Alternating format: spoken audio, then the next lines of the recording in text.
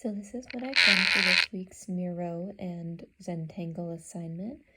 First I have my research page about Joan Miro. Joan Miro was a Catalan artist who combined abstract art with surrealist fantasy. He frequently makes use of symbols such as stars, birds, ladders, and attributes of woman. Miro was born in Barcelona, Spain, in 1893 and would grow up to be heralded as the most surrealist of us all by poet André Breton. Despite this high praise from who is considered the spokesperson of surrealism, Miro considers his art to be free of any ism. He was experimental and used a great number of techniques such as painting, pastel, printmaking, sculpture, ceramics, collage, muralism, and tapestry. From the 1930s and onwards, Miro spoke in numerous interviews that he saw experimentation as a way to assassinate painting, or undo the conventions of the medium and the bourgeois values it had come to stand. Miro became represented by the Pierre Matisse Gallery, which had become an influential part of the modern art movement in the United States. Matisse had introduced Miro's work to the New York market, and his work was exhibited frequently. Miro's life was uprooted by the Spanish Civil War, where he was unable to return to his home in Spain. Although Joan Miro had previously preferred to keep away from explicitly political commentary in his work, this changed when Spain's Republican government commissioned him to paint the Reaper mural. The mural was meant to protest against the violence afflicting his country. In spite of the fame he had accrued throughout his life, Miro was an introverted man and sought to devote himself exclusively to looking and creating. And throughout, you can see I did some doodles.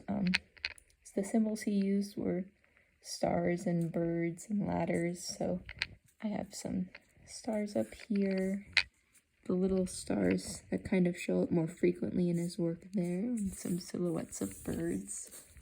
I have a row of eyeballs down here because he uses eyeballs frequently. And then these ladders. I noticed that he kind of color blocks them in a way that's very interesting, so I kind of played around with that down there. So this is the first painting inspired by Miro that I did. I like the way he kind of makes everything flow together, so I added this line. And I also noticed in his work that when this kind of line is introduced, he kind of separates it by color. So I did that with a lot of my things. I wanted the eye to move kind of in this direction. Birds are also a frequent motif that Miro uses, and while this isn't a conventional bird, I thought that this would be a good main subject for the illustration. I got some spikes. I tried to use very sharp edges for this one. There are definitely some round ones.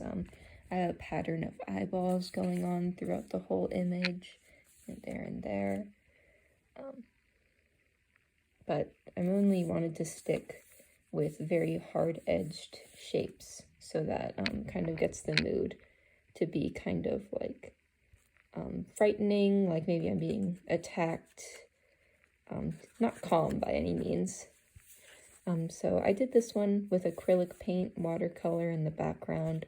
I added some magenta splatters because I noticed in some of Miro's work there is kind of like a spatter effect in the background, and I thought that would be a cool thing to play with for this one. Tried to use a more limited color palette, but I've got a lot of areas that need color blocking, so it ended up being a little less limited, but hopefully still within the range. So yeah, I've got the flow of the artwork pattern. I tried to get rhythm in there as well, just by like using patterns and getting unity in there. You can see I've used the star shapes that Miro uses in a lot of his artwork. And some just kind of like lines trying to show the flow, get your eyes to move in a certain direction. This next one I did in colored pencil and marker. So we've got this kind of droopy, loose person. Tried to keep all of my circle round elements on this side besides this one, just to kind of bring it together. But I noticed in a lot of Miro's work, when he draws hands, they kind of have like this blocky, fork-like, very cartoony hand style, so I wanted to incorporate one of those in my design. Once again, I'm trying to kind of move the eye in this direction to this main subject here. So I also used more rigid shapes on this one, like triangles. Just kind of like make this one seem very like frail, and this one seem more determined or strong. And I incorporated one of Miro's ladders down here with the color blocking that I talked about previously, as well as like the stars. And I also wanted to use like a warm color palette for this one exclusively, so kind of adds unity, makes it coherent. And this is my Zentangle that I did. This Zentangle is of a snail on a mushroom eating a leaf. So you can see I've got the shape of the shell in there, lots of patterns. I also did watercolor for this background, with this being marker and then the black patterns being my fine arts pen. See, I've got my patterns in there. It was fun trying to come up with a lot of different patterns for these. I didn't want to overwhelm the drawing with just black, which is why I added my two greens in here, as well as the green background. So hopefully not too overwhelming. And that's what I've done for this week. Thank you for watching.